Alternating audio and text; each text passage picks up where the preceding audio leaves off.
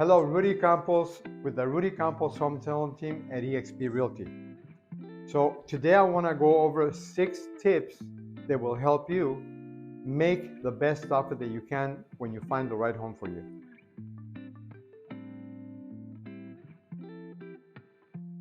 Still in a very competitive market with a shortage of inventory and multiple offers coming in. So number 1, you want to know your budget. What does that mean? Meaning that you want to know what is the maximum payment you will feel comfortable with. Not that you can qualify for, but that you feel comfortable with.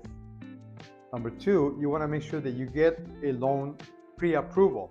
Not just a pre-qualification letter, but a pre-approval. A pre-approval can come in 2 forms.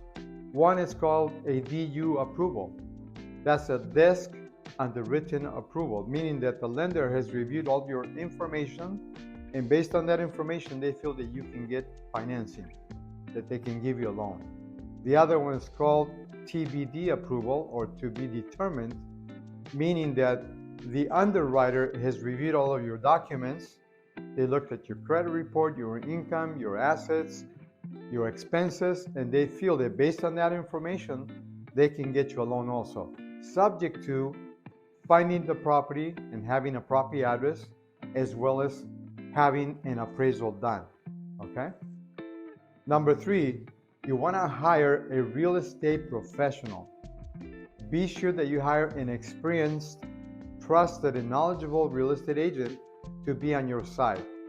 There are people that have a license, and those people may be a realtor, or they may be simply a licensee.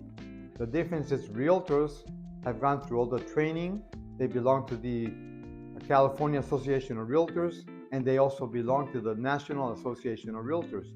You want to make sure that you're dealing with someone that has those qualifications. Okay, number 4, you want to make a strong offer. What does that mean?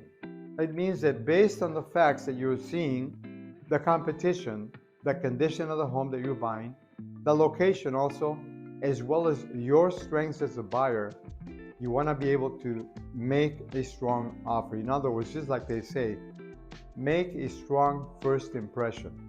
In this day, and when you're seeing 3, 6 offers, maybe more offers, all of these points make a big difference to the seller, okay? And number 5, be a flexible negotiator. And what that means, you want to be able to be flexible, not, this is the price that I want, or forget it. Doesn't work that way anymore. So you want to be able to know what price the property is listed for and what price you want to offer. You want to also be able to think about what's the deposit amount that you want to put in. In this market, I get offers, and I'm always looking for at least 3% deposit or better. Anything less than that is anybody's guess whether that's going to impress the seller or not. Okay, the next thing is also the financing that you're using. What type of financing are you using? Obviously, cash is king. However, 20% down or more is also as good. FHA VA loans would be next. And conventional financing also is good. How much are you putting down? 3%, no percent, or zero money down for a VA loan? 10%, 5%, 20% or more. All those things make a big difference too. And that also determines what kind of negotiation you're able to do, okay? The next thing also you want to consider contingency periods. 3 contingencies that I always look at first when I'm looking at an offer or writing an offer. Number 1 is how much time do you want to do your due diligence? In other words, home inspections. Whether you're checking out the house with a home inspector, or you bring a roof inspector, termite inspector, whatever it is, how much time do you want to use to determine that? Basically, I've experienced doing 7 to 12 days to carry out a home inspection. The next one would be the appraisal. How long does it take to get an appraisal ordered and get it done? Typically, I would say anywhere between 7 days on the short end to maybe up to 12 days. So that's a decent time, a reasonable time to get an appraisal ordered and get it done. Talk to your lender about that also, how quickly they can get the appraisal done. And the next item, as far as a contingency period, would be the loan contingency. When can your lender perform, and get the loan approved. In this market, I would say 15 days is probably the ideal situation. Sooner than that, I'm not sure that there's many lenders that can perform in less than 15 days. But 15 days, I would say, is a good amount of time for the lender to get everything done that they need done and get the loan approved, okay? The other thing you want to consider, are you asking the seller for credits?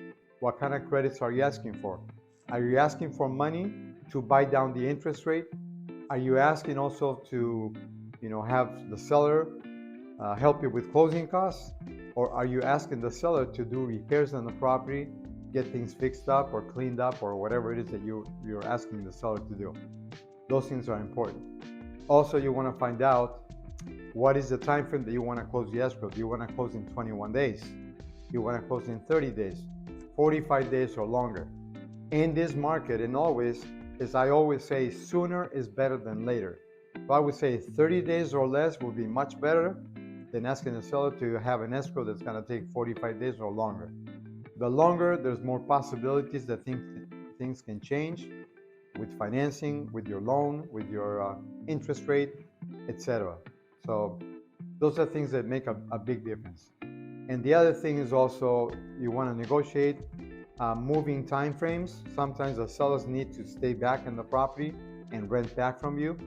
All of these things must be considered. And also, I would say it's important to also talk to the other agent involved to get all this information, as much information as you can, so you can strategize the best way to present the offer on your behalf. And number 6, know your non-negotiables, and also find out about the seller's non-negotiable points. And that's something that you can, again, ask the other agent information about. Why is the seller selling the property? What's their level of motivation? What are the things that they have as a must? And what are the things that you have as a must that you can also be able to walk away from the deal if it's not the right place for you? So hopefully these things will assist you in formulating and making the best offer possible so that you can get a better chance to end up getting the property that you were looking for. If you have any further questions, you want to know more about this process, please contact me directly at 805-479-2992. Again, that number is 805-479-2992.